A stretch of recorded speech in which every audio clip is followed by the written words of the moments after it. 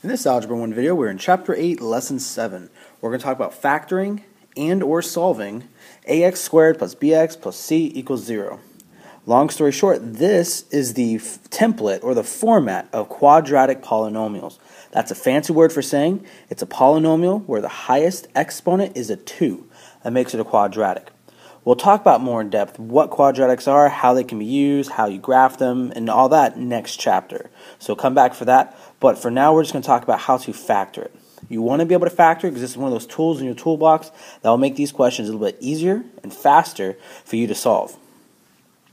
Now, our objective is, as the student, I can factor and solve ax squared plus bx plus c equals 0 because I will strategically split up the bx term so that I can then factor by grouping. Let me make up a quick, fast example. You don't necessarily have to write it down. I just want to show you what I mean when I say split up the bx term. Take this made-up example. Again, you don't have to write it, but let's say you had 7x in the middle. What I'm going to talk about doing is how to strategically split that up so that you can then hopefully factor by grouping. Now, I made this up, and this question probably doesn't factor pretty anyway, but for example, we can turn 7x into something like 4x plus 3x. That's a plus sign. Now, I didn't actually change anything, so we're allowed to do that. So, again, I don't think this one does factor pretty. I just made it up. But I do want to say you're allowed to strategically split up that middle term. You want to, because sometimes when you do, you'll be able to then factor these trinomials by grouping using the skills we learned in 2 videos ago. So you can check out that video, factoring, and include some factoring by grouping. Go back and check that out. I'll probably put a link right about here. All right. So if you need help with factoring by grouping, do that. Otherwise, you will see it. I'll briefly explain it in this video. But again, let's get started. And I just want to tell you, we're going to strategically split up the bx term so that we can factor. Some of you might be thinking, well, how do we know what to split up the bx term into? I agree. That would be a lot of guessing and checking. And here's how you know. If you follow these steps of how to split up the bx term, you will be more than fine. So you ask yourself, what two numbers multiply to give you AC, meaning A times C? Meaning, I'm just making this up, you don't need to write this down. If this is a 3 and this is a 9, A times C would be 27. 3 times 9 is 27. So you'd be asking yourself, what two numbers multiply to give you 27, but have to add up to B? So we will do examples of that, but I just wanted you to know what I meant by AC. Whereas in the last video, when previously before now, we had nothing in front of here. The difference now is we have something in front of x squared. So, but back then, last video, we said what multiply to give you c, but adds up to b. This is kind of like that, but we have to take a into account now. All right, and if you're not sure why, experiment with some of the questions where they factor and do FOIL, and you'll notice where you double distributive property, and you'll notice there's times when a comes into play whenever you're multiplying those out. Anyways, I'm saying a lot without actually doing examples. Let's get to an example. But before I do, those two numbers that multiply to give you AC, you have to choose the two that also add up to give you B. That's just like last video. Now, those two numbers are what you split B into. That's what I mean by this. And then once you do that, you factor by grouping. I will put this out there now. If you go to factor and you notice, no matter how you group them or what combination, if you can't get it to factor fully, that actually can happen. That's called when a polynomial is prime. So if a polynomial is prime, kind of like a prime number, you can't factor it any further. Like the number 5. Nothing times something equals 5 other than 5 and 1. So 5 is a prime number. That can happen to polynomials if you're not able to factor them fully. However, don't mistake being tough with the same as not possible. And so I'll show you what I mean, some ideas to try different few combinations to see if you can get it to work. Our first example. Take a moment to write down this example. We're going to do this one together. We'll probably do the next one together. And then I'll try to make sure I include a couple, at least 1 or 2 you try questions. But I do want to make sure I give you examples of all the possible ways that this can be asked. Alright, so the first thing you got to do is you got to do A times C. Well, notice, A is 2, C is negative 2. So when you multiply it, you have to include that minus sign in front. So that's negative 4. So AC is negative 4. You're now asking yourself, what are the factors of negative 4? Meaning, what two numbers can multiply to give you negative 4? Alright, so let's see. 2 and negative 2. 2 and negative 2. Now, if we were to add those together, those would equal 0.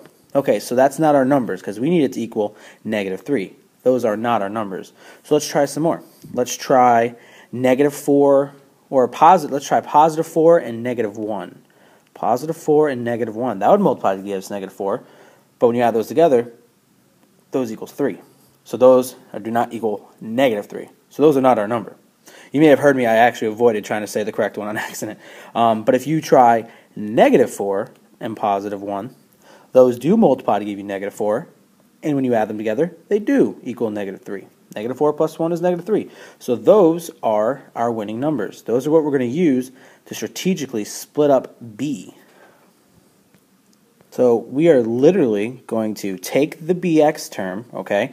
We're going to split it into those things. So instead of -3x, we're going to write -4x, and we said +1, so plus 1x.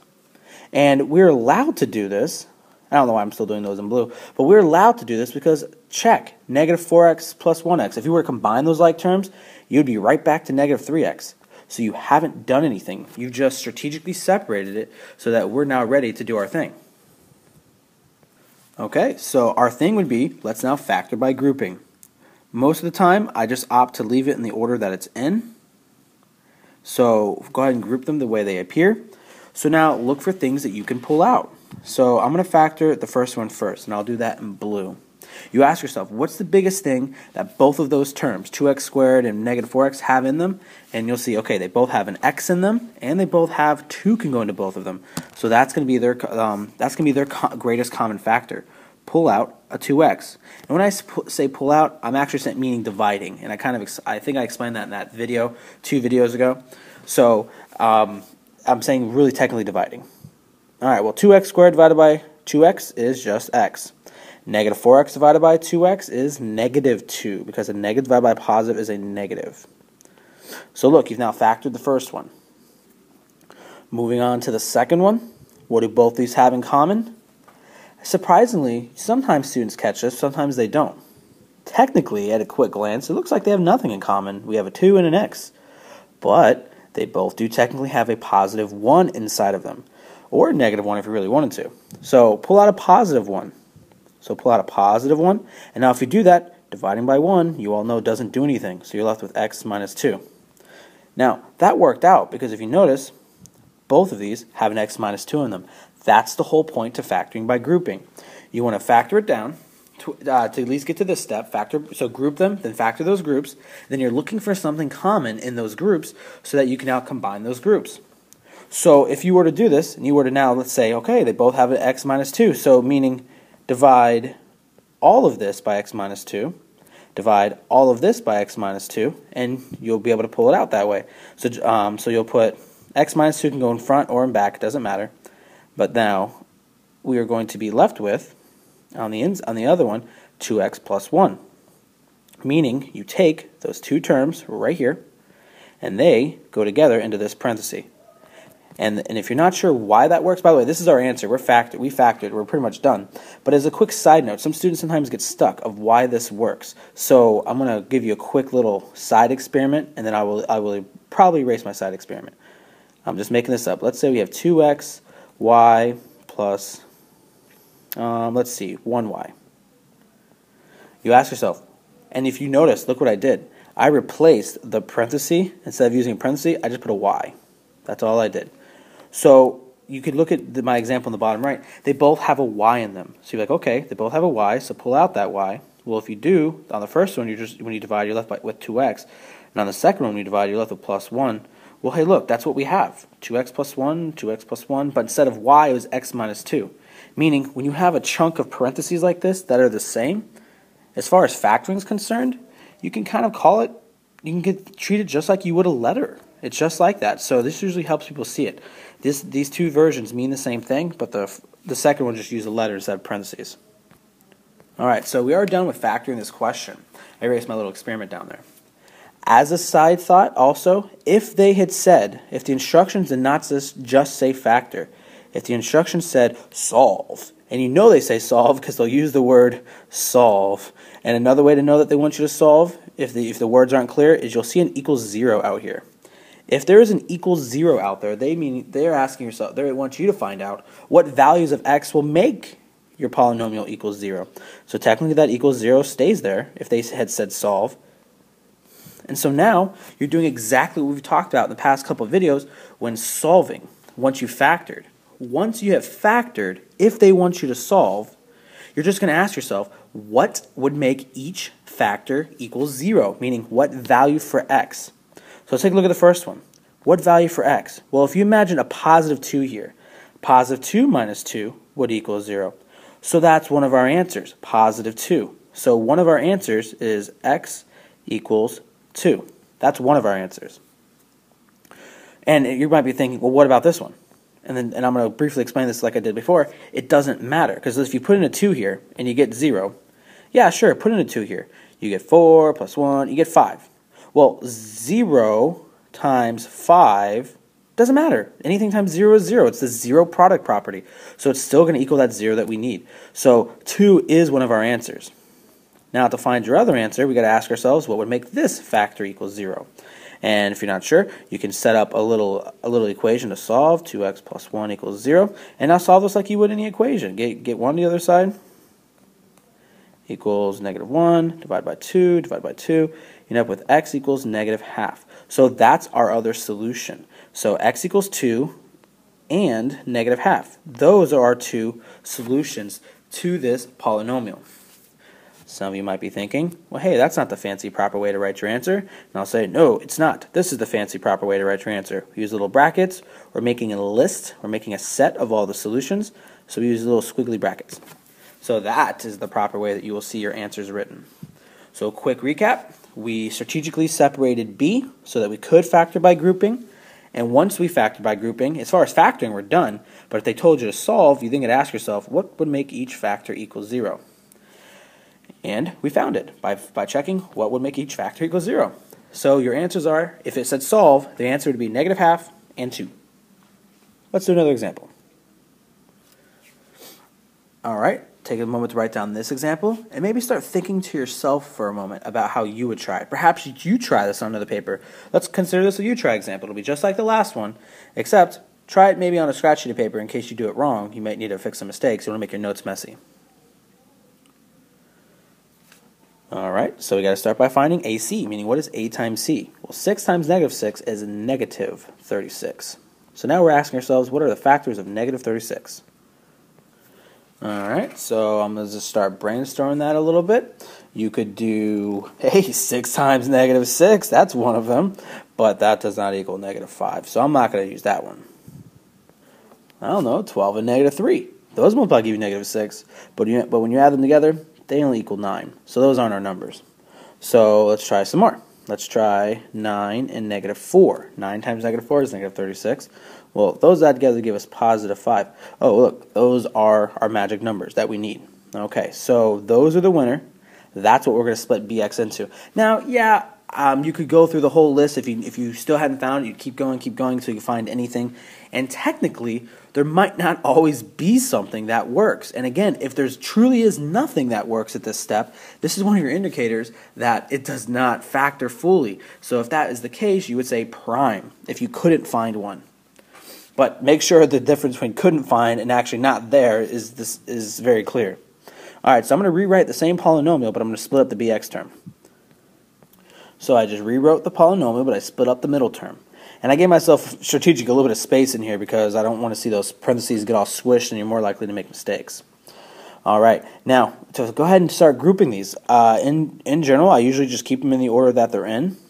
Now, strategically, we learned in a video, I actually had a slight mistake in it, and then I fixed it in the video. Whenever you have a minus sign in front of that one that's getting caught in the second group, it's strategically smart to keep it in the parentheses. That way you don't have to make your life hard and start figuring out what happens to the positive, the negative, switching signs, all that nonsense. So you can always put a plus sign in between, and if you really ask yourself, plusing and negative, that is the same thing as minusing, so you're good to go. All right, anyway, now proceed by factoring by grouping each of these. We just grouped, now let's factor. All right, 3 goes into both of these numbers, so 3 is going to be one of the things we're going to pull out. Now, they both have an x in them. Well, this one only has one x, and this one has two, so we can only pull out up to one x. So 3x, that's what we're gonna pull out. When I say pull out, I mean divide. I know it's not the proper words, but visually I think of it as pulling it out to the outside. Anyway, if we divide that out, 6x squared divided by 3x, well, that's 2x. And then 9x divided by 3x, that is just 3. So we've done the first one. So now let's figure out what the second one gives us. I'm going to purposely make a slight mistake here as a heads up. It's going to be very slight because I just want to show you strategically why you would want to do it slightly different. All right, so you got negative 4x minus 6. Well, hey, those are both even numbers, and that's really all they have in common. So let's pull out a 2. And if you pull out a 2, you're going to be left with, on the inside, negative 4x divided by positive 2. Well, that's negative 2x because it would be a positive times a negative to give us the negative. Negative 6 divided by 2, well, that's negative 3. So, again, I said I'm going to make a slight mistake here to make a point. So, at this step, you notice, okay, we're looking to like to have something in common inside these parentheses. Well, ours looks like they're close, but look, our second one has exactly the opposite sign of both of the first one. So, exactly the opposite. So, strategically, that means instead of factoring out a positive 2, we should factor out a negative 2. And if we factor out a negative 2, these are going to change signs because a negative divided by a negative is a positive. A negative divided by a negative is a positive. So they're going to switch signs. So I'm going to rewrite this, but it's factoring out a negative 2. Okay, now we have the same thing inside of both parentheses. So let's factor out the 2x plus 3. 2x plus 3 in one parenthesis. And in the other parenthesis, you got 3x minus 2. I should have mentioned it already, but if you're not sure if you did this correctly, if you're not sure if you factored correctly, let's say you get all the way down to the step. I'm going to remind you, most of you know this, to check your answer, go ahead and distribute that thing back out, or FOIL property, whatever you want to call it. Go ahead and do that thing back out. And if you combine all like terms and everything, you're going to get this. You're going to get back where you started. That's a way to know that you have the correct answer and not to be confused or unconfident. All right, so if the instruction said to just factor, you're done. You just factored. But as I'm going to keep reminding you, solving, if they had said solve, we got to go a little bit further, and I'm going to show you that now. So again, I'm saying, what if it had said to solve, meaning if there was an equals 0 over here and it said to solve, so that equals 0 kind of stays there, it keeps coming down, all that stuff, that's an ugly equal sign. And then you're now time to ask yourself, what would make each of these factors equal 0? What would make each of these factors equal 0? So I'm gonna erase it, but I'm gonna show my work briefly. 2x plus 3. You know how to solve this two-step equation. Now divide both sides by 2, but notice what happens. You end up with x equals negative 3 over 2. Well, that's also known as negative 1.5 or negative 1.5, but I recommend for this type of math, this type of polynomials and whatnot, just leave it as an improper fraction. That's fine. So that means one of our answers is x equals negative 3/2. And if you're not sure, ask yourself, put in a negative 3/2 over here. And if you multiply that out, times 2, divide by 2, those cancel. So you're left with negative 3 plus 3. Well, negative 3 plus 3, that's just 0. So there we go. We made that factor 0. So that is one of our solutions. Now do the same thing for the other one. And we find out the other solution is x equals 2/3. X equals 2 over 3. That's our other solution. Okay, you've now factored and solved this polynomial. Now, I'm going to put out a word of advice now to let you know, heads up. If, for example, I already said it, if you could not find any factors of negative 36 that would add up to give you b, at that step, if it just can't happen, okay, if you really have tried them all, it is prime. You're done. You would just say prime doesn't factor.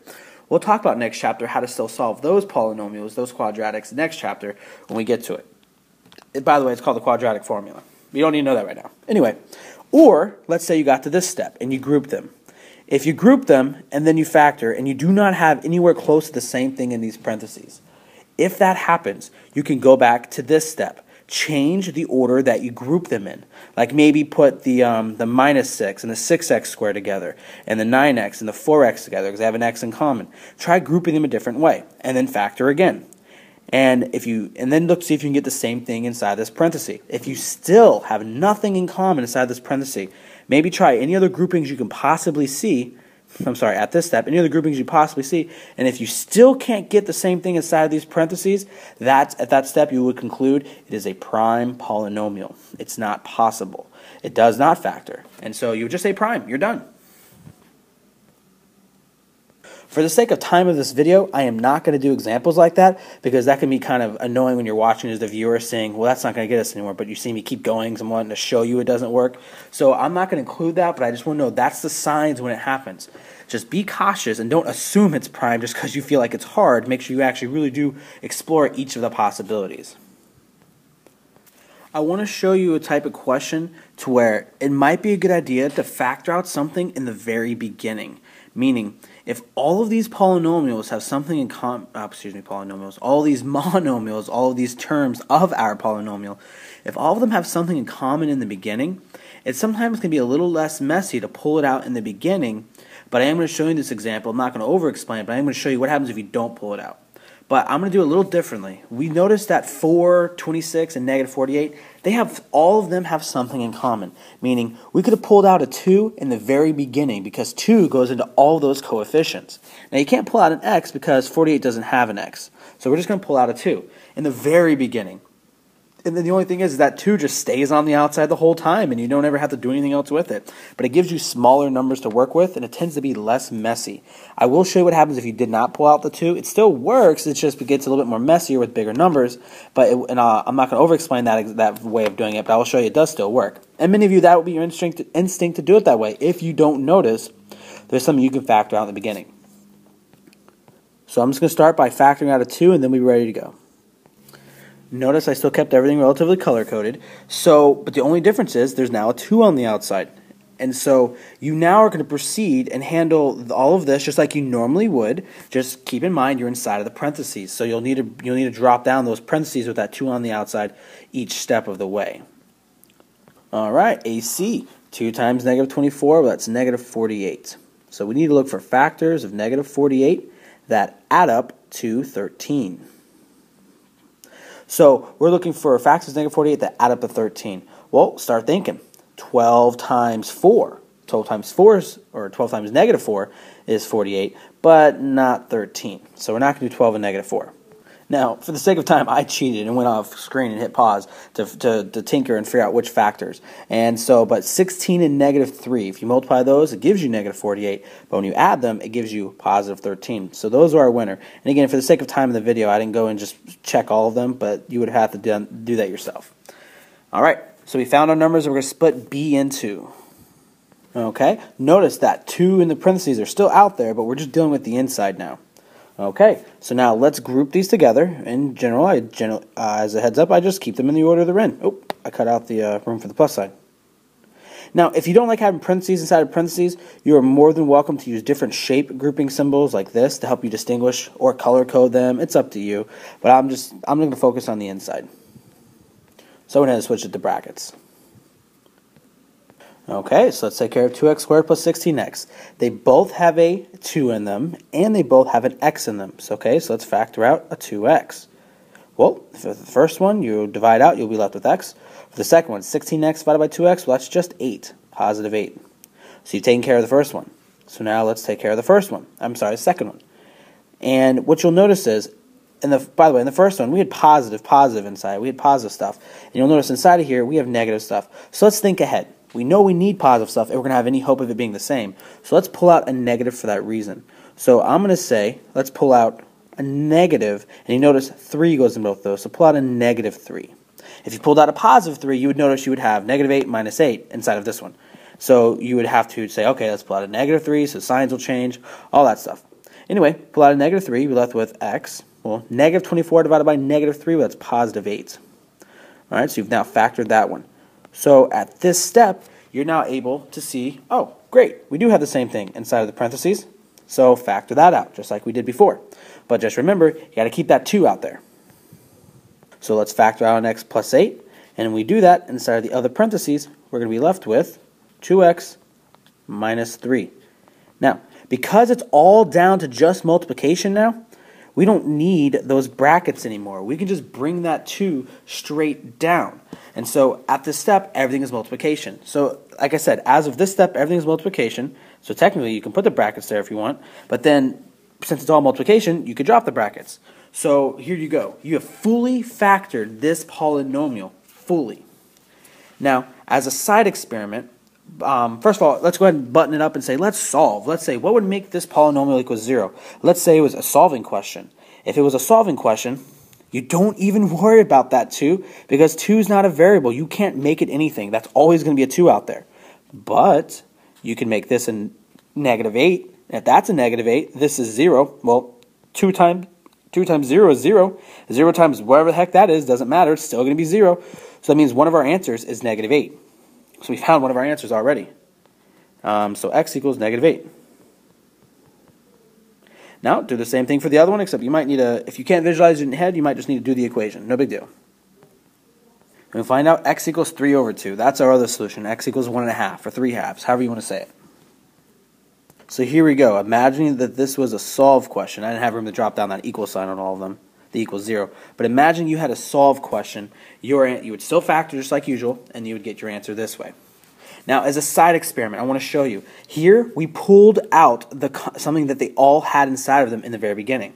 Well, you don't need to write this down necessarily, but if you didn't, this is what you would have ended up with. You would have been going through, doing your thing, and you would have not have pulled it out, but notice, you have much larger numbers to have to worry about. You now have much larger numbers here to have to worry about. So there's more possible combinations you would have to check.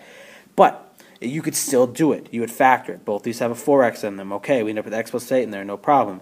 All right, do this one. We end up with x plus 8 inside, no problem. Okay, pull out the x plus 8. All right, no problem. But look, at this step, you want to say, hey, I'm fully factored. I'm done.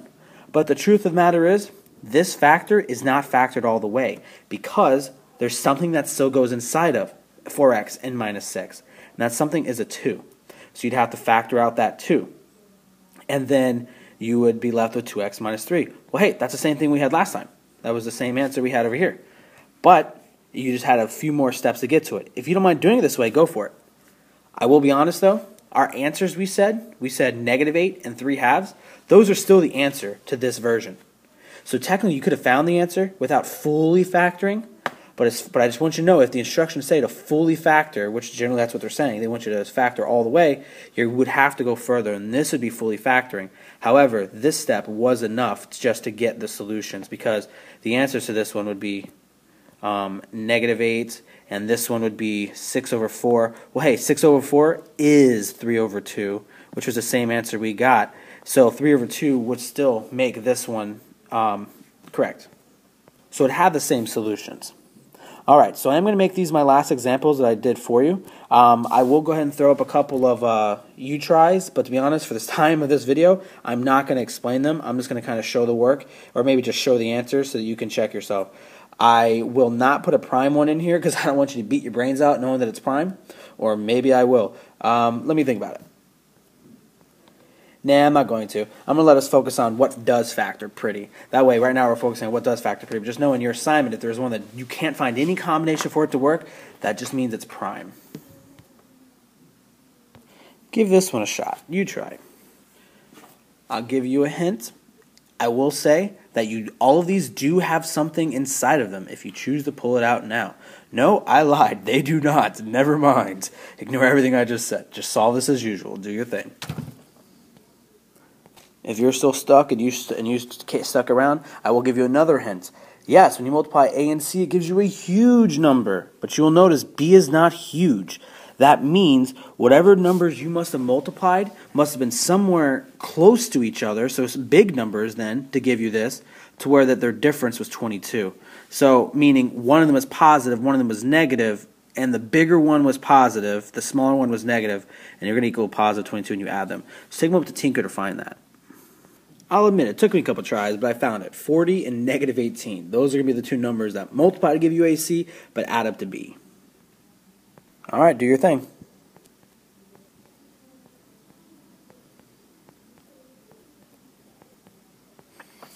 Okay, you've now factored fully. So this is your fully factored question.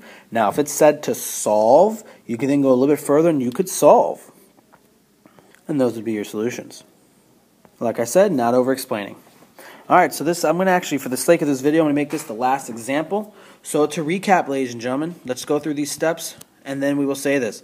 You ask yourself, what multipliers give you AC but also adds up to B? Those are the two numbers you split B into. So we split up B. In this case, it was negative 3x. Then factor by grouping. Once you factor by grouping, you will, if it says solve, ask yourself what makes each factor equal 0. If you do not have the same thing inside of these parentheses, go back and regroup them. Group them differently to see if you could do it that way. If you still can't find a combination that works, it doesn't factor pretty, and you just write prime, you're done. Those are the best kinds of questions because you're done. All right, study, practice, and I'll see you guys in class.